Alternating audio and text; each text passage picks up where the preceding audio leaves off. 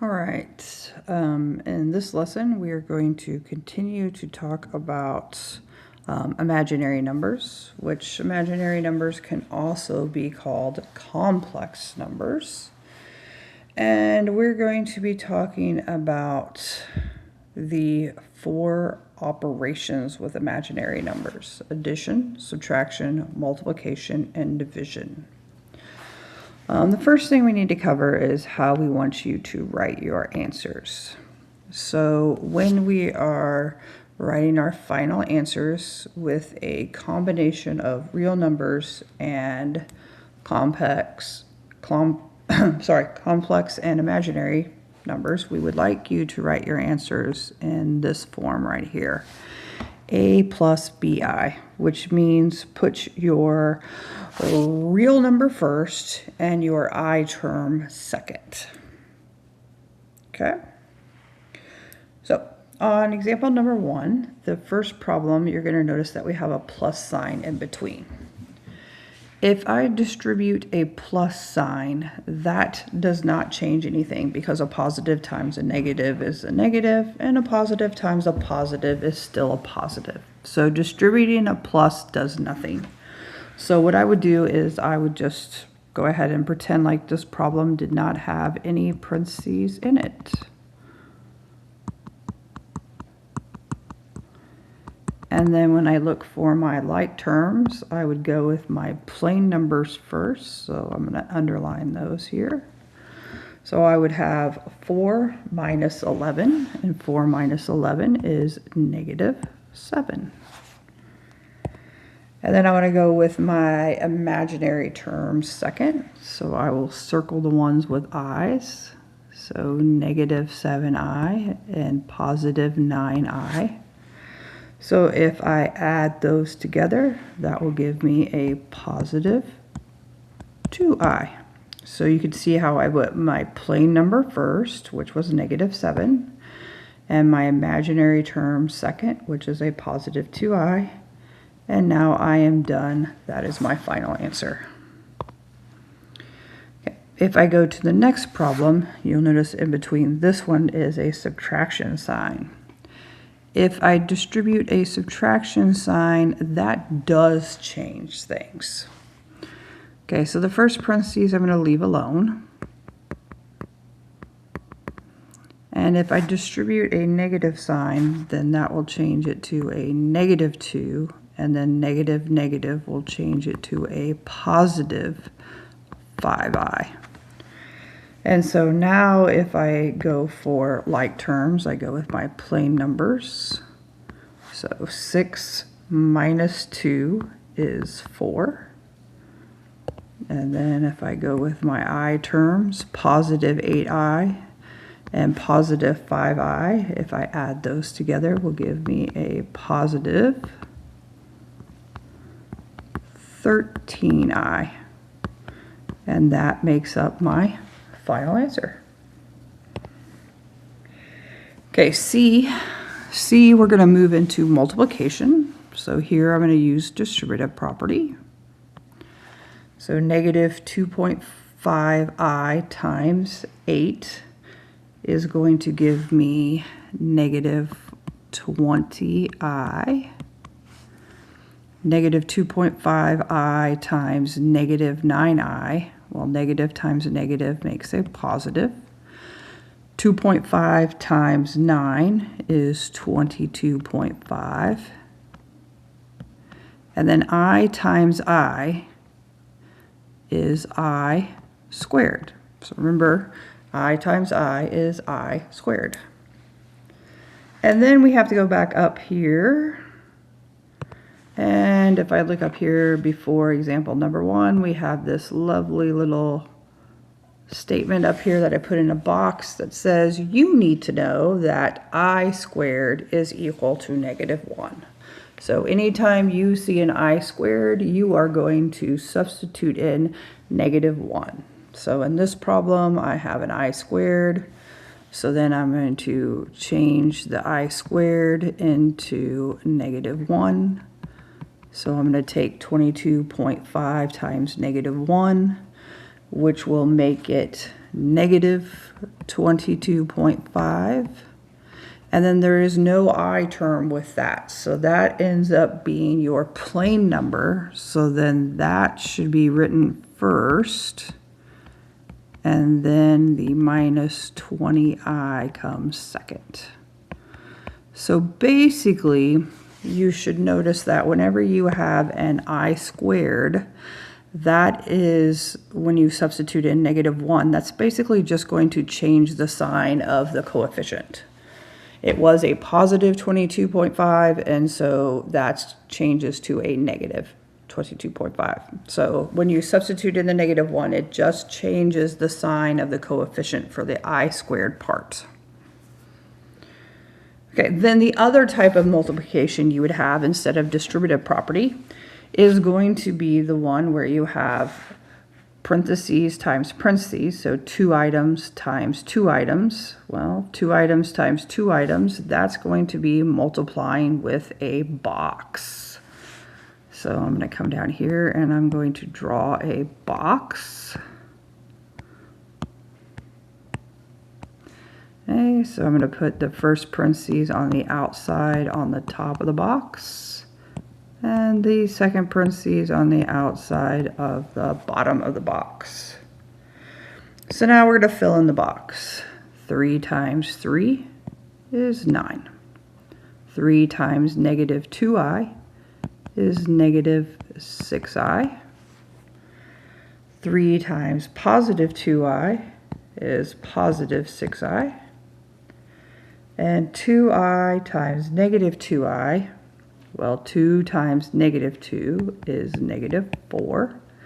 And then I times I is I squared.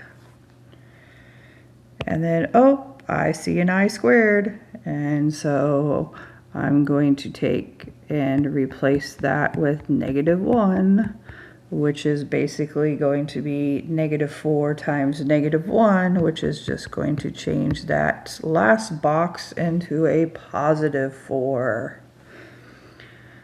So now if I look to combine like terms, my plain numbers are 9 and 4. So if I add 9 and 4, I get 13. And then if I look at my I terms, I have a positive 6i and a negative 6i. Well, these two would just end up canceling each other out. So there are no I terms. So I have just 13 as my answer.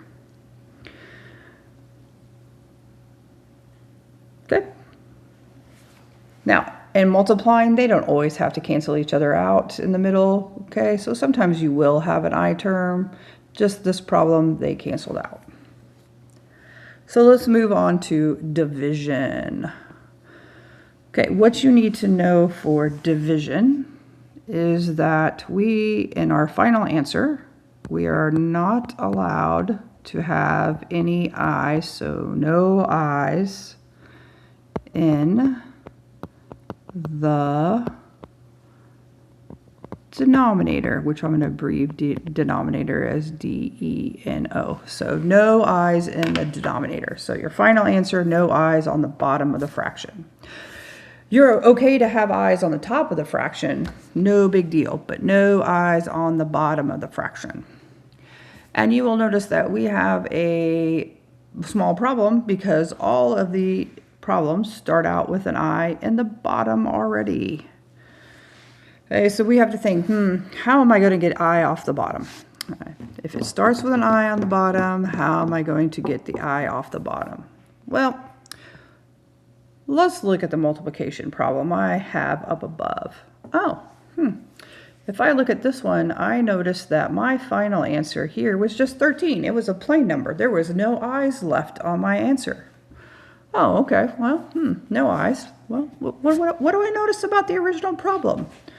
Well, if I look at the original problem, so here was my original problem. I had a 3 and a minus 2i, and I had a 3 and a positive 2i. Oh, well, look, I noticed 3 and 3 is the same. Okay. And then I have a 2i and a 2i. That's the same. All right. So to me, it looks like the only thing that's different is one of them is a plus and one of them is a minus. Okay, so I can make the conclusion that if I wanted to get the I off the bottom, I would just look at the denominator and the only thing I would change is the middle sign. And that is what we call the conjugate in math, okay? So that's just basically where we're going to change the sign in the middle. So if I look at the first problem here, okay, I'm going to keep the first and the last the same. Okay, so I'm going to keep the 2, I'm going to keep the I. The only thing I'm going to do is change the middle sign. So if the middle is a minus, I'm going to change that to a plus.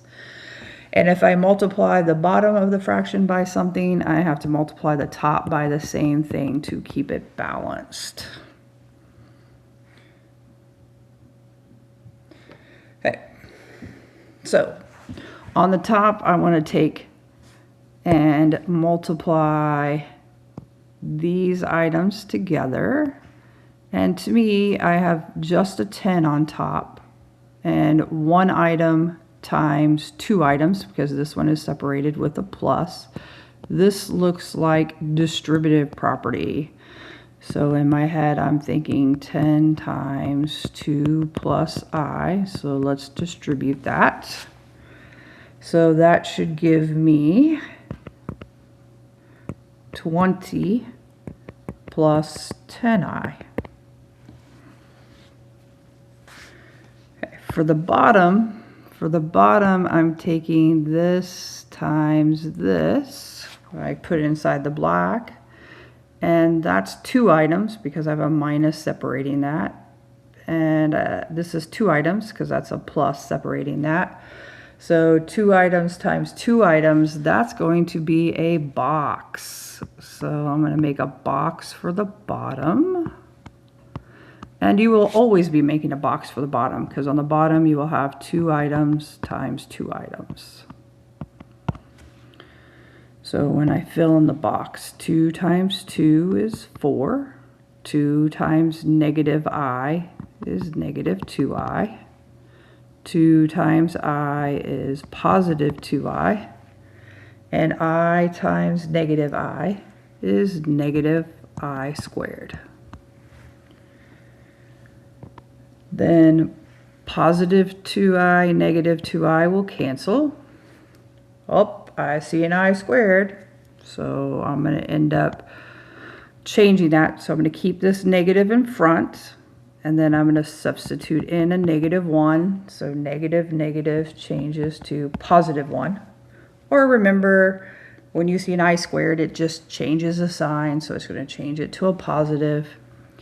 And then you're going to have 4 plus 1. And 4 plus 1 is 5. So now what you're going to do is you're going to take the top, which was 20 plus 10i, and you're going to put it over the bottom, which is 5. And remember, the bottom, you should not have any i's, and the bottom should always just be a single term. Now, before you call it done, you must always check to see if it reduces. So if I look at these 3 numbers, 20, 10, and 5, are they all divisible by something? And hopefully you say, why, yes, they are all divisible by 5. So divide all of those numbers by 5, and you're looking at 4 plus 2i all over 1. Do I really have to write over 1? No, I do not have to write over 1. So I will erase the over 1 because I don't have to write that. And then this makes my final answer. Okay, let's go try some more. So for this problem, multiply. You're going to keep the front the same. We're going to keep the back the same. All we're going to do is change the middle sign. So we're going to change it from a minus to a plus. I'm sorry. We're going to change it from a plus to a minus. And then we're going to put the same thing on the top. Now this time on the top, we have 2 items times 2 items. So this time we're going to be making a box for the top as well as a box for the bottom. So here's my box for the top. So 4, negative 3i, negative 1, and negative 2i. So this will multiply for negative 4, positive 3i, negative 8i, and positive 6i squared. The last box, this is going to be 6 times negative 1, which will change to negative 6. Then you're going to have negative 4 minus 6, which will give me negative 10. And then remember, it's okay to have i's on the top, so don't think that these i's are going to cancel, because it's okay to have i's on the top, so just combine them. So negative 8i plus 3i is negative 5i. So there's my top. So now let's go make a box for the bottom. So on the bottom, we're going to have negative 1, positive 2i, negative 1, negative 2i. So then that's going to give me 1, negative 2i, positive 2i, and negative 4i squared. So no i's on the bottom, so the middle ones cancel. And then negative 4 times negative 1, we'll change that to positive 4. And then 4 plus 1 will make 5. Okay. So then we're looking at negative 10 minus 5i for the top, all over 5 for the bottom. And then I'm going to see if it reduces, and I'm going to say, oh yes, all of these numbers are divisible by 5. So then if I divide each one of these by 5, I'm coming up with the final answer of negative 2 minus 1i over 1. Now, once again, I don't really have to put over 1. Do I really have to put the 1 in front of this I? No, but you can. So if you like to, you can put the minus 1i, or you can just have minus I. And that's my answer. Okay, you should pause the video and try C by yourself. I'm going to go ahead and work it out and then see if you get the same thing.